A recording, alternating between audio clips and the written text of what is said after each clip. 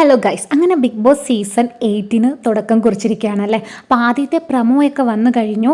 അങ്ങനെ ഓഗസ്റ്റിൽ show start ചെയ്യുകയും ചെയ്യും. അപ്പോൾ ഞാൻ വിചാരിച്ചു എൻ്റെ ഒരു പ്രഡിക്ഷൻ ലിസ്റ്റ് ഇട്ടാലോ എന്ന്.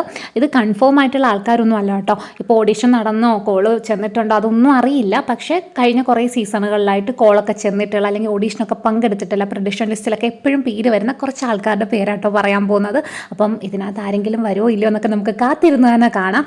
അപ്പോൾ ആദ്യം തന്നെ ഞാൻ പറയുന്നത് അലിൻ ജോസ് പെരേര. കഴിഞ്ഞ സീസണിലും ആളുടെ പേര് ഒരുപാട് പ്രഡിക്ഷൻ ലിസ്റ്റിലൊക്കെ വന്നതാണ്. എല്ലാവർക്കും അറിയാവുന്ന ഒരു വ്യക്തിയാണ്. ആളുടെ വീഡിയോസൊക്കെ എല്ലാവരും എൻജോയ് ചെയ്യുന്നതാണ്. എനിക്ക് തോന്നുന്നു മിക്കവരുടെ ഒരു സ്ട്രെസ് ബസ്റ്റർ എന്നൊക്കെ തന്നെ പറയാം.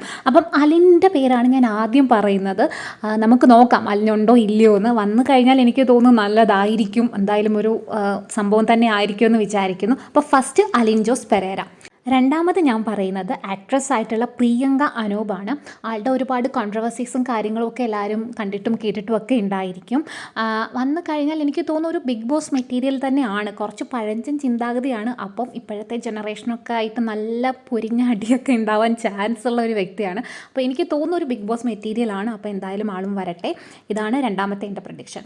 മൂന്നാമത്തെ എൻ്റെ പ്രഡിക്ഷൻ അനീഷ് രവിയാണ്. ആൾ ആക്ടറാണ്. കുറേ വർഷങ്ങളായിട്ട് സിനിമയിലും സീരിയലിലും അതുപോലെ തന്നെ ആങ്കറായിട്ടൊക്കെ നമ്മൾ കാണുന്ന ഒരു വ്യക്തിയാണ്. ഇപ്പോൾ തന്നെ അലിയൻസ് എന്നുള്ള കൗമുദി TV-യിൽ സംപ്രേഷണം ചെയ്യുന്ന സിറ്റ്കോമിലും ആൾ അഭിനയിക്കുന്നുണ്ട്. അപ്പം മൂന്നാമത്തെ പ്രഡിക്ഷൻ അനീഷ് രവി. അടുത്ത ആൾ നമ്മുടെ ഏഷ്യാനെറ്റിലെ തന്നെ മൗനരാഗം എന്ന സീരിയലിലെ കല്യാണി എന്ന കഥാപാത്രത്തെ അവതരിപ്പിച്ചിട്ടുള്ള ഐശ്വര്യ റംസായാണ് എൻ്റെ നാലാമത്തെ പ്രഡിക്ഷൻ. അടുത്തത് നമുക്കൊക്കെ എല്ലാവർക്കും പ്രിയങ്കരനായിട്ടുള്ള നമ്മുടെ ഉപ്പും മുളകും സീരിയലിലെ ബാലു എന്ന കഥാപാത്രത്തെ അവതരിപ്പിച്ചിട്ടുള്ള ബിജു സോപാനമാണ്. ആളുടെ പേര് കഴിഞ്ഞ സീസണിലൊക്കെ പ്രഡിക്ഷൻ ലിസ്റ്റിലൊക്കെ വന്നതാണ് കേട്ടോ. അപ്പോൾ ആൾ വന്നാലും എനിക്ക് തോന്നുന്നു കുറച്ച് അടിപൊളിയായിരിക്കും. അപ്പം അടുത്തത് ബിജു സോപാനം. അടുത്തത് ആർജയാണ്. ആർജെ അഞ്ജലി. കഴിഞ്ഞ സീസണിൽ ഓഡീഷനിലൊക്കെ പങ്കെടുത്തു എന്ന് ഒരുപാട് ഇങ്ങനെ പേര് വന്ന ഒരു വ്യക്തിയാണ്.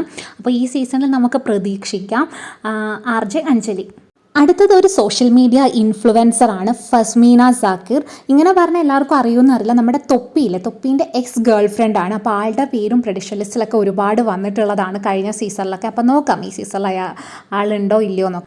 അടുത്തത് സിദ്ധാർത്ഥ് പ്രഭുവാണ്. തട്ടിയും മുട്ടിയും അതുപോലെ തന്നെ ഇപ്പം ഉപ്പും മുളകും ഒക്കെ അഭിനയിച്ചുകൊണ്ടിരിക്കുന്ന സിദ്ധാർത്ഥാണ് അടുത്ത എൻ്റെ പ്രഡിക്ഷൻ ലിസ്റ്റിലുള്ളത്. അടുത്തതും നമുക്ക് എല്ലാവർക്കും സുപരിചിതമായിട്ടുള്ള സോഷ്യൽ മീഡിയയിലൊക്കെ തിളങ്ങി നിൽക്കുന്ന ഒരു വ്യക്തിയാണ് ധന്യ രാജേഷ്. ഇപ്പോൾ ധന്യ രാജേഷ് എന്ന് പറഞ്ഞാൽ എല്ലാവർക്കും അറിയുമെന്ന് അറിയത്തില്ല. ഹെലൻ ഓഫ് സ്പാർട്ട, ഒരുപാട് കോൺട്രവേഴ്സീസ് ഒക്കെ ഉണ്ടായിട്ടുള്ള, ജാസിയായിട്ടൊക്കെ ഒരുപാട് ഇഷ്യൂ ഒക്കെ ഉണ്ടായിട്ടുള്ള ഒരാളാണ്. അപ്പം ആളും എൻ്റെ പ്രഡിക്ഷൻ ലിസ്റ്റിലുണ്ട്. അടുത്തത് അമൃത നായരാണ്. ഏഷ്യാനെറ്റിലെ തന്നെ കുടുംബവിളക്ക്, ഗീതാ ഗോവിന്ദം എന്ന സീരിയലിലൊക്കെ അഭിനയിച്ചിട്ടുണ്ട്. കൂടാതെ തന്നെ ആങ്കറാണ്. അപ്പം കഴിഞ്ഞ സീസണിലും ആളുടെ പേര് പ്രഡിക്ഷൻ ലിസ്റ്റിലൊക്കെ ഉണ്ടായിരുന്നു. അപ്പോൾ ഈ സീസൺ നമുക്ക് ഉണ്ടാവുമെന്ന് പ്രതീക്ഷിക്കാം.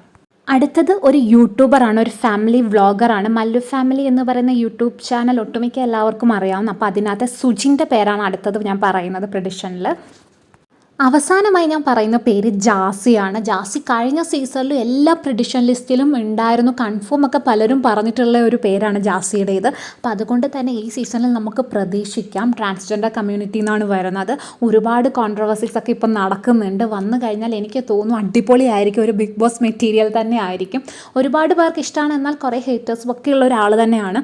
എന്തായാലും നമുക്ക് കാത്തിരുന്ന് കാണാം.